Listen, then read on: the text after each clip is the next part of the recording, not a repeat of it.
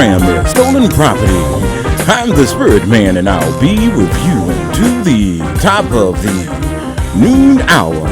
Going to put power into 1 hour as we move to rock your raggedy radio, and to rock your mind, and to move down to your roots, to shake you and awake you, that maybe that you can be one of those raising up the deaf, dumb, and blind, black man, black woman here in the hells of North America, here in Baltimore City, the city Pet Cemetery 2, the city of the living dead, the deaf, the dumb, the blind, and the ignorant. So we thank you for once again listening to this program, and we pray that the Creator shall bless us to be able to say something that we can take into our considerations this morning. We thank you for listening when you could be doing all other kinds of things this morning. It's a day that folks are waiting for, concerned about a storm that is coming our way. But a storm have already arrived, have already visited us. Are you aware of that storm? For a storm have came and have hit land. But are we aware of what's going on and what's happening around us? What's happening in the world? Or what's happening in the worlds?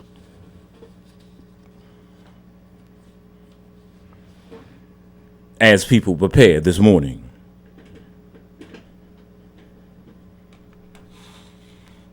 for this hurricane that's on its way.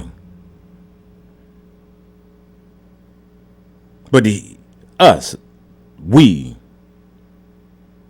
those that are blacker than blue, those of a darker hue, have weathered numerous storms over the decades, over the centuries that we have been in this country. And we hear our people say, it's a wake-up call. They say it's a wake-up call. But how many calls do you need to wake you up? And the question would be, if you're not awakened by now, then when will we wake up? For time is not on our side.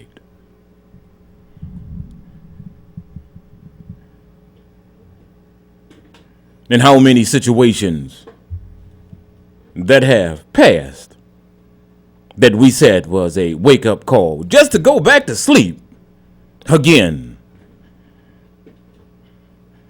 listening to the lies in the loophole alibis. If we don't wake up now, and by now, will we ever wake up? America is a ship. It's the Titanic. And it has a hole in the ship. And we haven't decided as a people if we're going to get off board or not. For we continue to sail with this ship, we will go down with it. Those who have been at the bottom of the totem pole, buying what they want and begging for what we need as a people. There must be a change of heart, a change of mind, a change of spirit, so that we can change the conditions in which we reside under here in this country. that espouses such nice sounding words, such nice sounding ideas.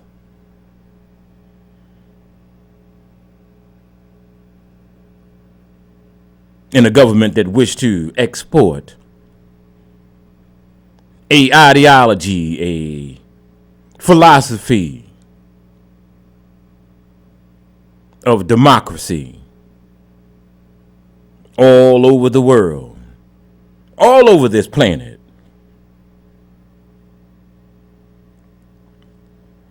And the question I propose to you this morning, when folks talk about a democracy and some democratic ideals, when did democracy ever start in this country? When was there ever democracy in this country? Tell me, what was the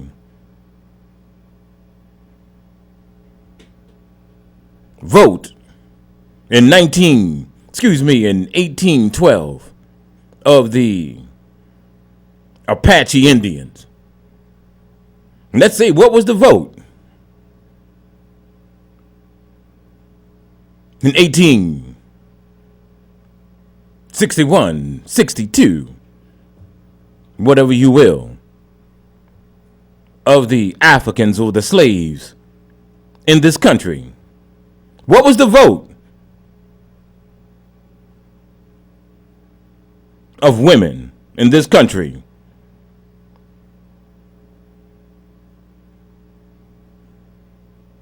In the turn of the early 1900s, when did democracy begin? At one time, the Congress of this United Snakes of America, in its early history, it used to meet in secret.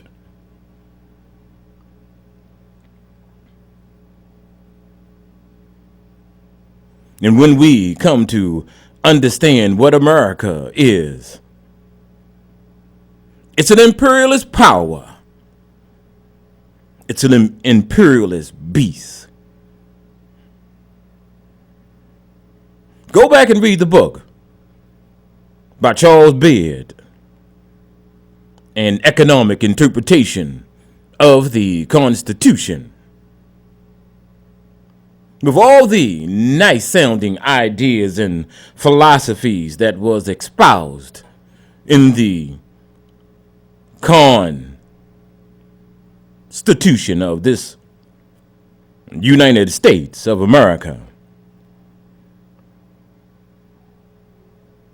Its life, its inception, comes from out of a mercantile germ. It has its mercantile element. It is the basis of this country.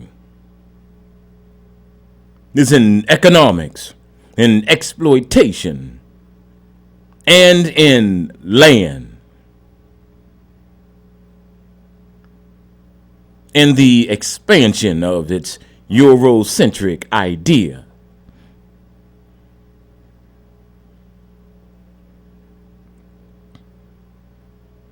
This country has always been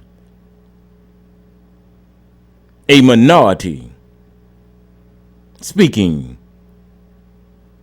in behalf of the majority.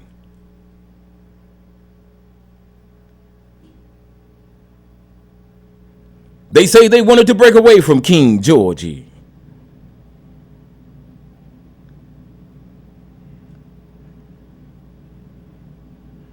They wanted to have a war of independence.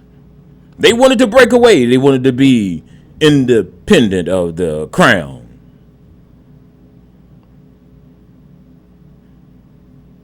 But why is it that everything that's just about over here,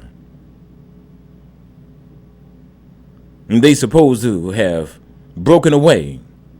Just here in the state of Maryland, you just start naming the counties. Charles County, Carroll County, Cecil County. You just go through all those things, and it seems that they were supposed to be breaking away from King George, but they named everything over here after those same folks.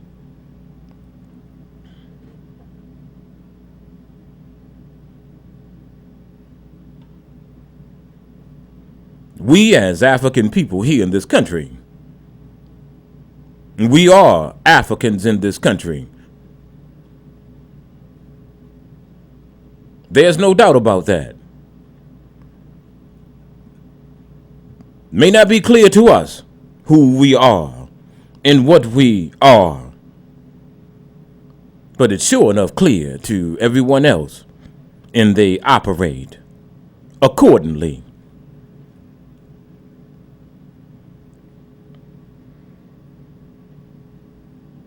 This is not a anti-American dialogue, or some may say an anti-American diatribe.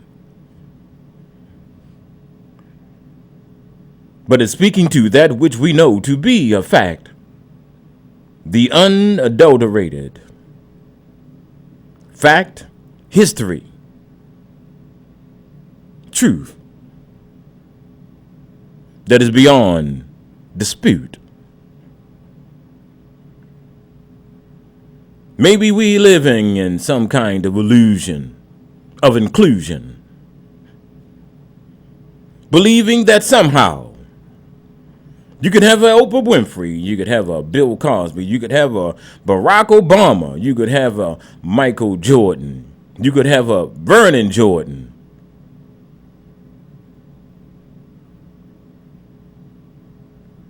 And black faces in high places.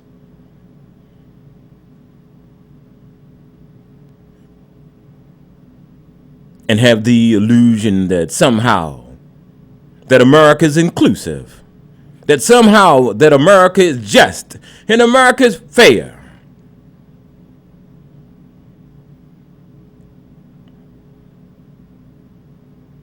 When have America ever been fair to you? When have ever America been fair to me and you, to our people? We the ones who built this country.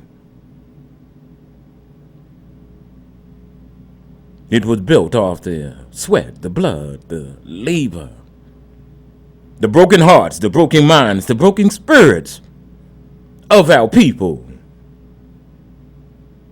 And the reason we are in the condition, and the reason why that we are in the shape that we are in today, because we don't have a damn attitude.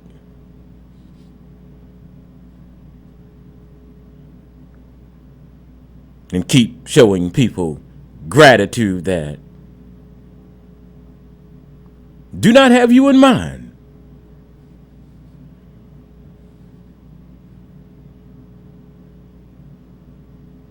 America's not fair. America is not just. You can't believe anything that they say. They have no track record of honoring anything that they say or anything that they do or anything that they put their signature to. Nobody believes them but us. Like country hound dogs, just low.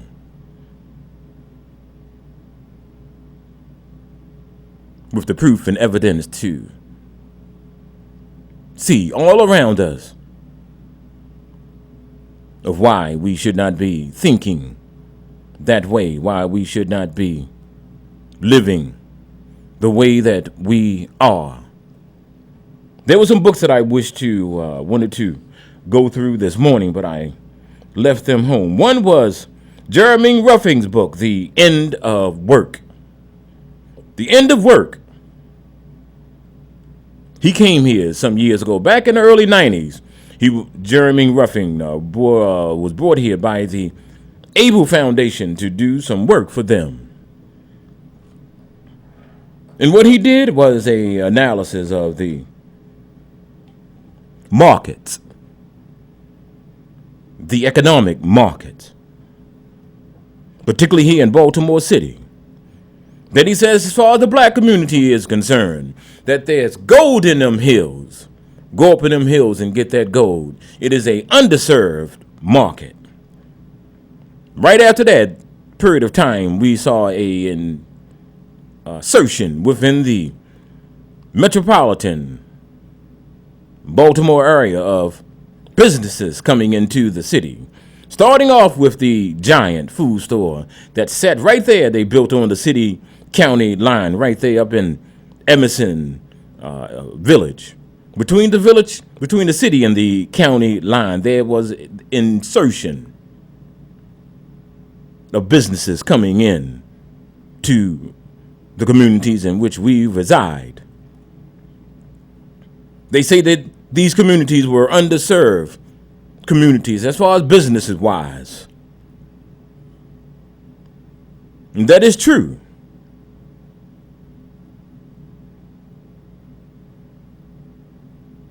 They're here for monetary reasons and monetary reasons only. Might do some philanthropy here, there.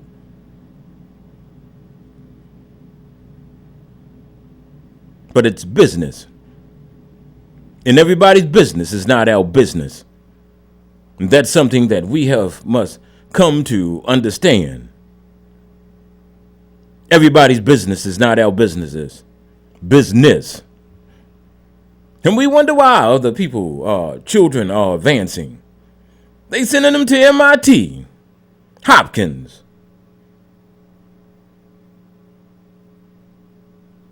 Virginia Tech.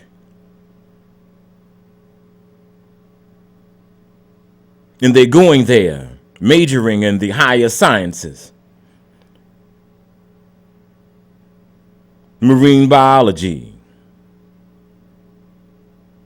molecular biology, PhDs in mathematics, physics and engineering. What are we sending our children to these colleges and universities to do? Advanced watercolor, bubble bath 101, just to come out and get a job to be a damn social worker. We must raise our standards. We have to once again raise our standards.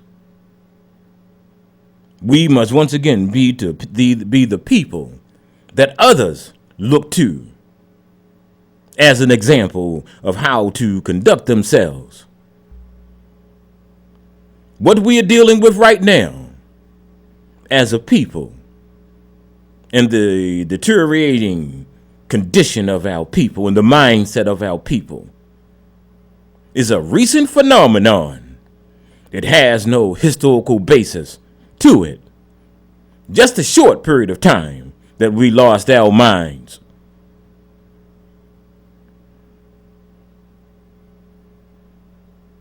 And on this day that they supposed to be, or was going to, dedicate a monument to Dr. Martin Luther King Jr. Dr. King didn't want that. He didn't want a monument on the mall. He wanted this government to see the poor people in this country on the mall. He wanted the government to see what is going on and what is happening with our people in this country.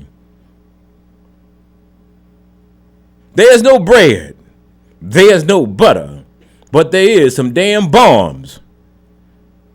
And a bomb been dropped on us.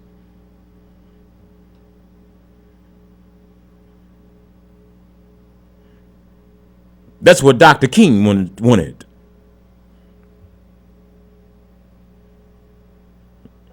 Dr. King had that dream that one day little black boys and little black girls will sit down at the table of unity and eat peanut butter and jelly sandwiches. That was a dream. And we wish to hold on to that. That part of what Dr. King talked about,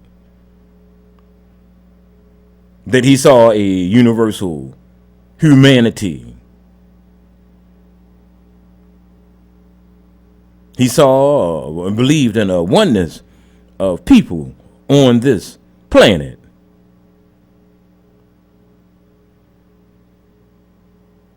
It was a dream.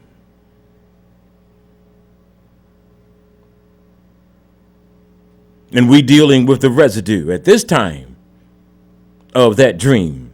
All we dealing with today is the residue of some stuff that we didn't take care years ago. 50 or 60 years ago. That's what we dealing with. Some stuff that we didn't finish and complete. White supremacy changed its clothes. It's changed its dress.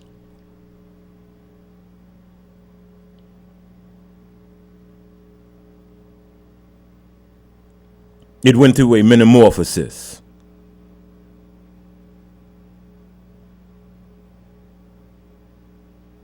I know you're not used to people talking to you this way. You like the pillow talk, the nice talk, the sweet talk. But none of that is moving our people. They say with the acquisition or the inquiring of more information, as more you gain, the more that you know, there's supposed to be a corresponding change of behavior. We're not going forward. We seem to be moving back. What was unacceptable to us 50 years ago is acceptable today. You're heterosexual and you're straight. You're seen as strange.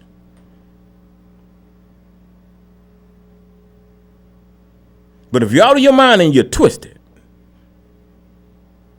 it's okay. Because it's socially acceptable. Anything goes. So it's up to you and me. Black man, black woman, here in this country, here in this city, to change the dynamics of how we live.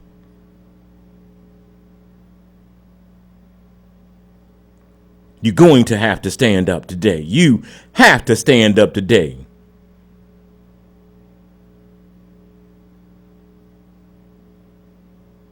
I said a long time ago, it's going to be by force, or it's going to be by choice.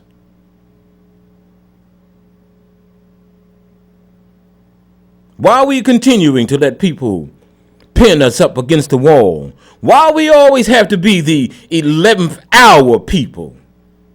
When it's up on us at the gate, when you swing the gates open, you'll find us standing there, butt naked, no clothes, no shoes, no shelter, no protection. And this situation, this hurricane that's supposed to be coming through, maybe I just need to take at the next half an hour and do moving time 2. Moving time is a sermon that the preacher or the minister would give for someone's going home ceremony. Are we going to have a going home ceremony? Not going back to an African mind, an African way of living, a African thinking, and using African frames of reference when we speak.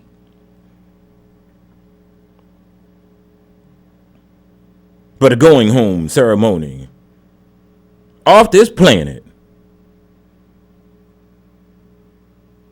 It's not that we can go through this and regroup. We're talking about annihilation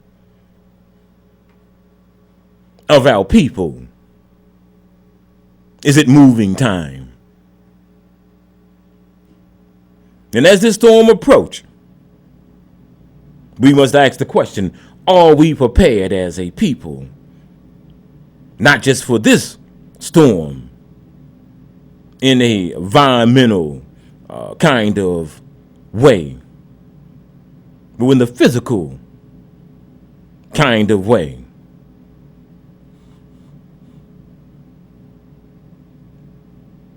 Are we prepared for that storm of the spirit?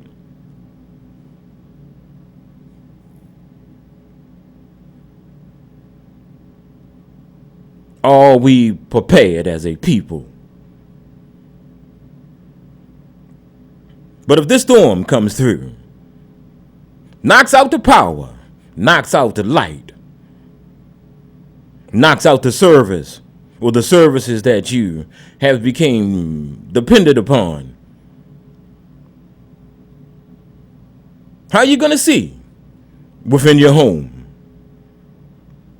How are you going to cook? How are you going to eat? How are you going to communicate? Where are you going to get your food from? Where are you going to get your water? Where are you going to get those things, those basic necessities that you need for life?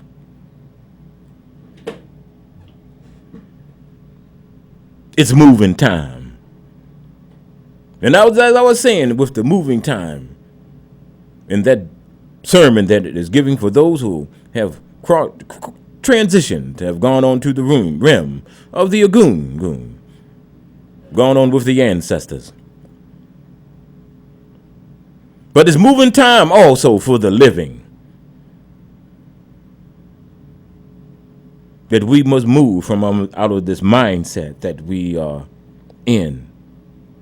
This brainwashing, this education, this training that we have received. That there's no place on this planet, they say, that's better than America. And if you don't like it, you can leave. That's what we hear from our own people. And their condition is not too much better than yours or worse. That kind of thinking. It's moving time, and moving time is about preparation. It's about preparedness to be able to weather the storm that is coming our way.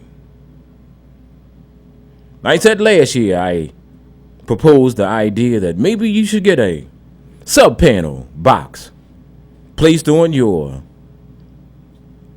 electrical box. Sub-panel.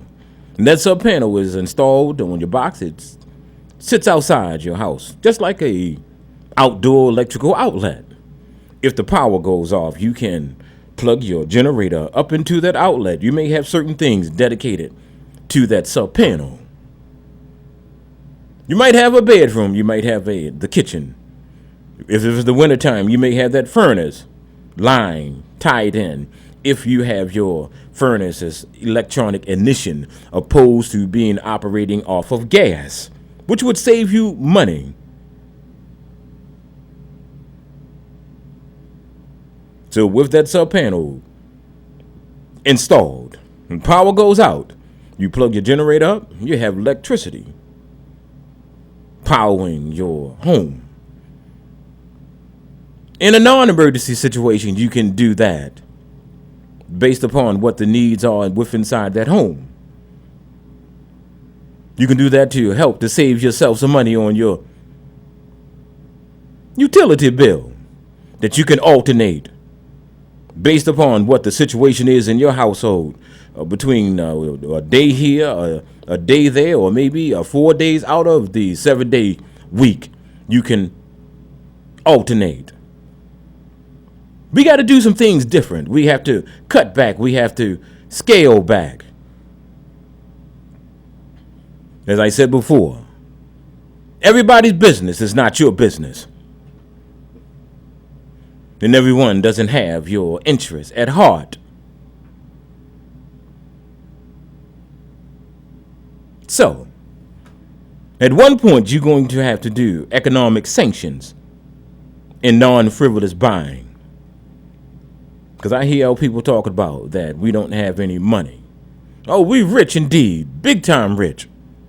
Be consumer rich. We are consumer rich and making everyone else rich and doing well and doing swell. So we have to close our market, not a supermarket or that kind of market, but the market that people are coming in, invaders, like leeches and parasites, just feeding off of a carcass, a dead carcass or a dying body of people, because we're not gravitating towards those things that are life-giving and life-sustaining. Not enough of us, because our education, our training have made it necessary.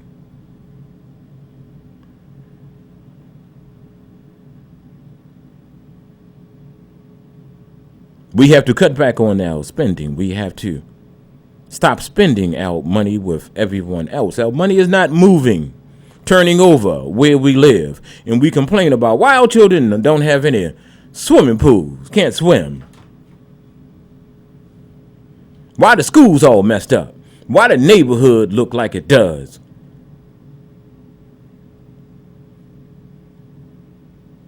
It's like if you go to someone's house and the yard is all dirty and trash all over the place, you're going to have the perception that the inside of the home is the same way. It's like the neighborhoods and the communities in which we reside. Dirty and trashy. Why? It speaks to us, has something to say about how the people feel about themselves. You have no problem of throwing trash down if you feel like trash. If you was made to believe that you were trash, and you're told that on a constant basis. And we must go back and remember what the elders have always told us. Baby, it's not what they call you, it's what you answer to. We're not trash. We're not none of those things.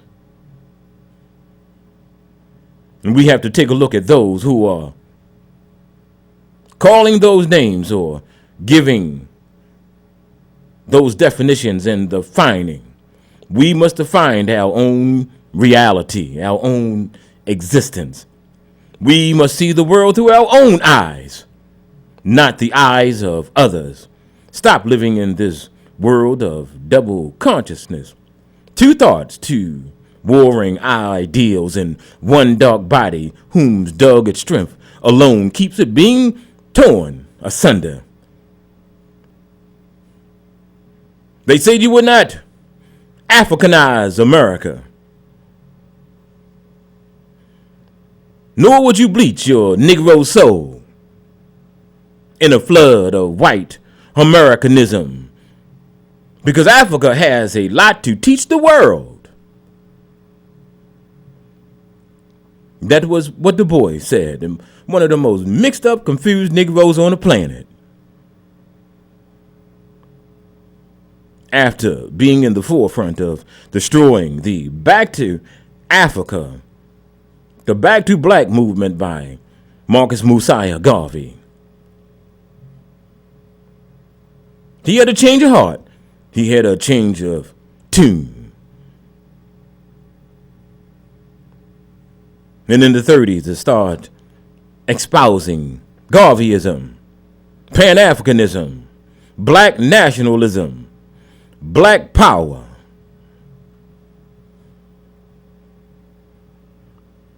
I know some of you have a problem with me saying Black power, because you into white power. I wish Negroes loved revolution like they love the Ravens. If Negroes love revolution like they love the Ravens, our seniors, our elders, wouldn't be losing their homes over bootleg, jacked up, estimated, guesstimated water bills and municipal fines in this city. If Negroes love revolution like they love the Ravens, 90% of children in Baltimore City public schools wouldn't be failing in math and science. If Negroes love revolution like they love the Ravens, they would not be building or have built a NASCAR track downtown with your stimulus infrastructure money. If Negroes love revolution like they love the Ravens,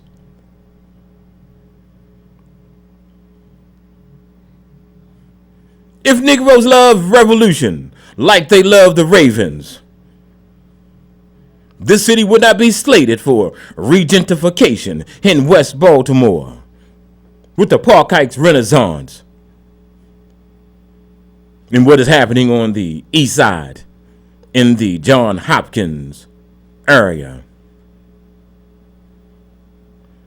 If Negroes love revolution like they love the Ravens, we would have our own independent African-centered schools, teaching our own babies, teaching the next generation of teachers, so that we can move from the primary level to the secondary level, to the high school level, to our own universities and colleges, where we training our people to run this planet.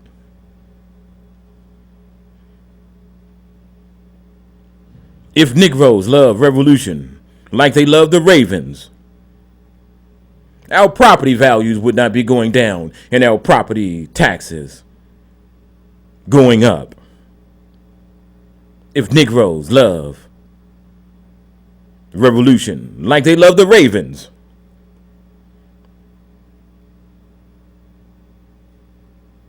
how black men would not be on the streets and walking the streets of Baltimore City because they cannot get gainful employment because a city government that decided that opposed to changing the conditions and the environment that people have to live under, that breeds crime, that they will lock up the black men here in Baltimore City, way over 100,000. And they can't get gainful employment because they have a criminal record. They have a felony. But those brothers cannot find jobs because they have a felony. But the city council, the mayor,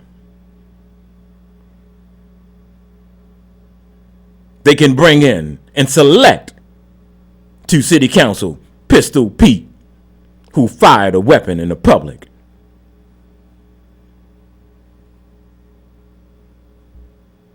In the dispute for $40 with a campaign worker. And the charges get reduced. They get fixed. Who's going to fix the situation for those brothers and sisters who can't get jobs because they have felonies, that they can't take care of themselves and take care of their families?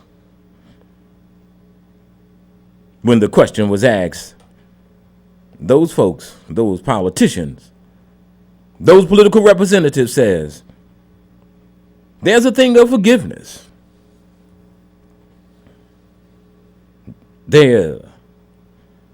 Those things was in the past.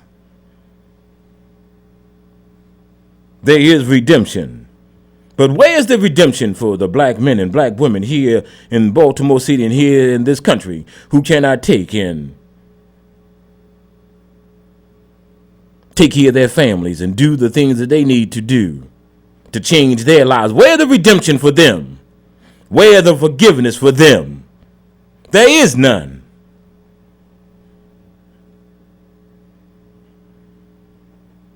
As I said before, and I'll say it again, the reason why we're in this shape that we're in, because we don't have an attitude.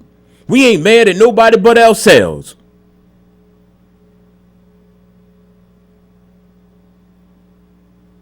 I talk about some white folks and brothers fall out with me for talking about some white folks. I'll say the words of the great Carlos Cook. The great Carlos Cook of New York said, "There's nothing that a black man can say about a white man that should make two black men fall out with each other." That's for real. So, going to try to get something else going on here. I'm going to open the phone lines up this morning and see what we can get something going. What are we going to do to change the situation and conditions in our lives? We say we don't have the money, say the school's all messed up and all jacked up. But if I throw out there the issue that we can push and try to promote the issue of vouchers, because white folks use vouchers to get their children away from you into their own schools. Why can't we use vouchers to be able to fortify, to stabilize, to fortify the African-centered institutions that we do have here in this city? We only have one school. That's Maharifa. And it struggles because we don't see that that is a imperative. It's not secondary, that's primary. You see, we don't have no money for build our own schools. Negro, please. Negro, please. You got cable, don't you? Most of you got the full package. That's something like over, I think that's somewhere like over $100 a month. Imagine what you could do, or what we can do, if we only had half of that $100, half of that $125, and we put that aside and say that this is going to be for my baby, my grandbaby, baby future. It's not that we don't have the money. We just have a misfocus. We just haven't prioritized things in such a way that will be able to bring those things into fruition. That's what I'm talking about this morning. Taking your life into your own hands. So this is what we're going to try to get into this morning. So the phone number is 410-761-1592. Bump on my nose. I hate my breasts. Be back in a moment. And my stomach has stretch marks. They make me sick. I'd like those to go away. Been saving up my money for Where's she trying to get her face erased like it was commonplace? Maybe just crazy because the doctor said she could. With new hips and tits, maybe full of lips. All it take a day is a pay for the tuck and nip. All the hoover would move her. By the time it was through her, whole body would look the way she thought it should. Let's take a splatter off that and move from this to that. Like Frankenstein, but blind because it's in her mind. Don't know what she felt or why she hated herself. Maybe dolls or shows or maybe videos. Now it's plain to see the girl loves TV because she's chasing a dream we know can never be. Was all part of the plan to keep her looking right. Figured she could be Janet if she took the knife. It's not a sin to be thin. She trying hard to fit in, knowing soon she'll be a citizen of the plastic nation. Tell me what you don't like about you. I want to change my face. And I want to change my body. I want to change my body. Tell me what you don't like about you. I want to change my face. It would be so great. Tell me what you don't like about you. I want to change my face. And I want to change my body. I want to change my body. Tell me what you don't like about you. I want to change my face. It would be so great. Now she was more crazy than lazy since she had a baby. Trying to move and improve upon what God gave her. Just like this one, she thought she had it going on, but never once thought it was wrong or that it wouldn't save her. Went to the clinic, was in it for over half a day. As they sliced and diced to put the parts in place. Her body bruised, abused, cause her mind's confused. Been on living a lie, but never satisfied. And you know it ain't right, that's somebody's daughter. Now her face is so tight that you could bounce a quarter. And the feeling ain't back, they said it'll never be back. She's a creature with features broken out of order. That's why we try to find a way to get inside and make you love your life and never need a knife. It's not a sin to be thin, don't need to bleed to fit in. Now she's another citizen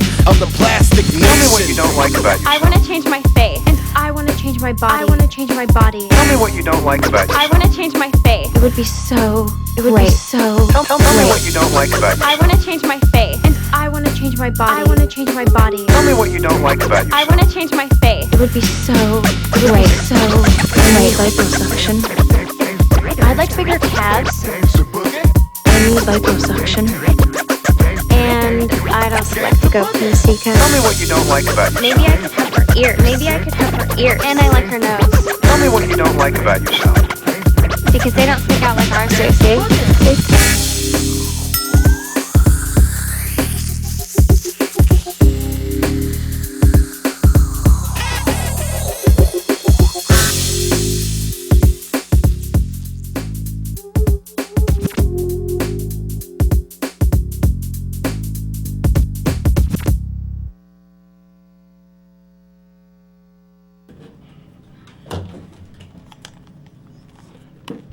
Good morning. The program is Stolen Property. I am Brother Donald, the Spirit Man, here on 1590 WFBR on your radio.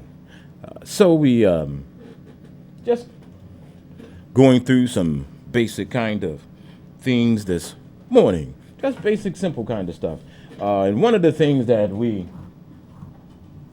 I find it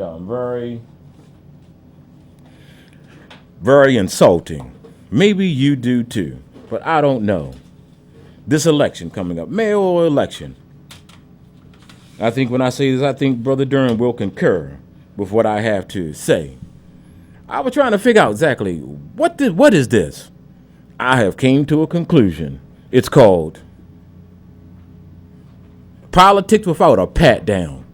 Because it seems that nobody can be asked any questions. Am I right, brother? Right, brother. Nobody can be asked any questions. I don't care what format or what form. There's politics without pat down. Because folks say that it is a town, these mayoral debates. There wasn't no mayoral debate. They were showcases. They were sound bites. Politics without a pat down to see what people coming from and what they're coming with. No real questions are answered. No real questions was asked.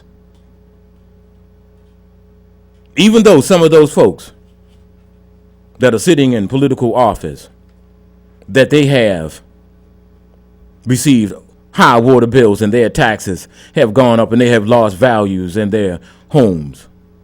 They're not speaking to those issues. I said 2 weeks ago that if you don't start speaking to those issues, I'm going to start speaking to you. Last week was just a little bit. There wasn't nothing personal about anyone. Let's get it straight now. So if you running for mayor, then you can deal with the business of running for mayor. We can straighten some of this stuff out now, so all this nonsense don't come up later. Speak to the issues of what is affecting our people. And all this other showtime and ripping and rhyming, all that kind of rapping. It's cute. But cute ain't going to get us free. So the phone number is 410-761-59. I was waiting for a sister calling in from the new Black Panther Party so she can give us some kind of some information that we indeed can use. So I'll be waiting for that sister to call in to this program that maybe we can get a strong Black Panther Party chapter here in Baltimore City that we can show our young folks by an example, strong men and strong women who are working for the interests of our people. That's what we're talking about. We're talking about raising up and elevating our youth. We say our children are the future, but are we investing in that future? No, we'll get them some Nikes and some all these other kind of things. This was a shame I saw the other day. A child had to be about 6 years old with fake hair in her head. Fake hair. 6-year-old with a weave. 6-year-old with a tracks. Evidently, maybe it's a situation of lead paint poisoning on the part of their parents. Because something has to be wrong with you. And you wonder why our people are just economically just deprived. It's deprived of the mind that you're going to continue to spend your money to look like somebody else when folks going out of their way and risking cancer to look like you. So the phone number is 410-761-1592. I was just talking to a sister offline. I wish the sister to call back, please, so that she can convey the information that we were talking about on the telephone of establishing a chapter of the new Black Panther Party for self-defense here in Baltimore, because we do need defense. We have to defend ourselves from the onslaught from those that don't look like us and those that do, or those that do what they do on their behalf. But it should be insulting to you who've been listening to this stuff. They have not been debates. Because you're supposed to be so mad at the mayor when you do have the opportunity. It's just like a social affair. And I can say about the mayor, she ain't got no thin skin. Because she's going to tell you clearly what she's going to do for you, what she's not going to do for you. And you know what she ain't going to do anything for you. She clear about that. Are you clear?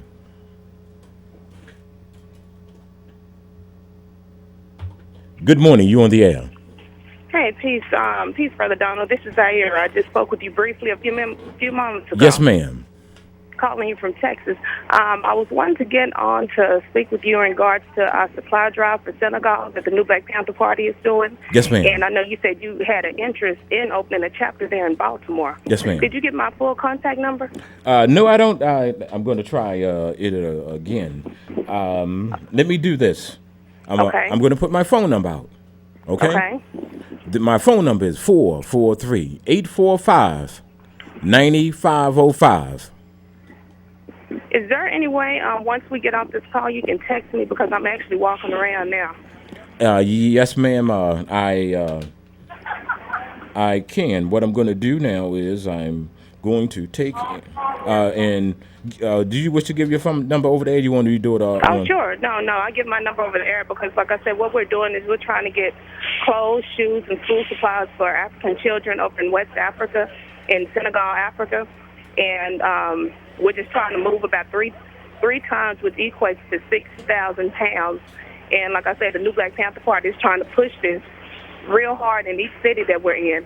And I can be reached at 432. Wait a minute, I got four. I have four. Let me make sure I have this in. 432. 260. 4184. You said 260? No, 432-260-4184.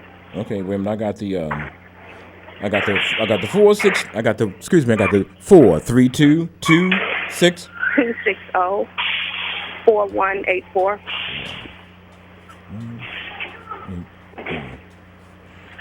That's in. I have that in my system. And we're trying to have a delivery date of October the 1st. What I'm trying to get in each city is a drop-off point there in Baltimore. We're working with some people up there in Baltimore to get drop locations, so I'm going to have that posted on Facebook. And I can be reached on Facebook under Ayera, Ayotunde, Ife, Ayira, Ayotunde, Ife. Yes, ma'am. Sister, I'm going to give you a call today, and we can have a conversation and see what we can, how we can take it from this point on. Okay. Hopefully, one day that this radio station will decide to go internet so that you can hear it in Texas and all the other places throughout the country and all over this planet. Okay, sounds good. I'll be back in the Baltimore area actually September the 17th to support Brother Mawali Mubarudi. Yes, ma'am. He and a real good friend of mine, Haki Ami, is giving a lecture up there in Baltimore. So I'll be there back in Baltimore on September the 17th, and again pushing the agenda of the new Black Panther Party with our supplies to Senegal. Yes, ma'am, and we always try to work with those who are willing to work with us. So, sister, I'll give you a call. Okay, Black Power, and we certainly appreciate it, and I'll let Malik know that you took the information. Yes, ma'am. Black power to you, sister. Black power today, black power tomorrow, black power to forever. So, closing this program out this morning, You have been listening to Stolen Property here on W1590 WFBR, when your AM dial, and I'm the Spirit Man, and I'm going to close this program out this morning. So, see what we can do. So, I'll see you next week. Peace.